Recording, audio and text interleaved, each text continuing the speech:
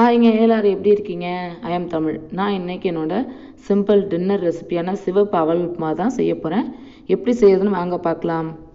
சமையலை ஸ்டார்ட் பண்ணுறதுக்கு முன்னாடி அவலை ஊற வச்சுருங்க. அவலை ஊற வச்சதுக்கப்புறம் வெங்காயம், தக்காளி, பச்சை மிளகாய், கொத்தமல்லி, கருவேப்பிலை எல்லாம் கட் பண்ணி வச்சுட்டு தேவையான பொருட்களை எடுத்து வச்சுருங்க.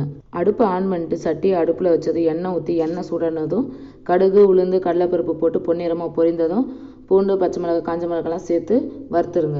வறுத்ததுக்கப்புறம் வெங்காயம் சேர்த்து நல்லா வதக்கி விடுங்க. வெங்காயம் வதங்கினதும் பெருங்காயத்தூள், தக்காளி, கொஞ்சம் சால்ட்டெல்லாம் சேர்த்து தக்காளி நல்லா வதக்கி விடுங்க.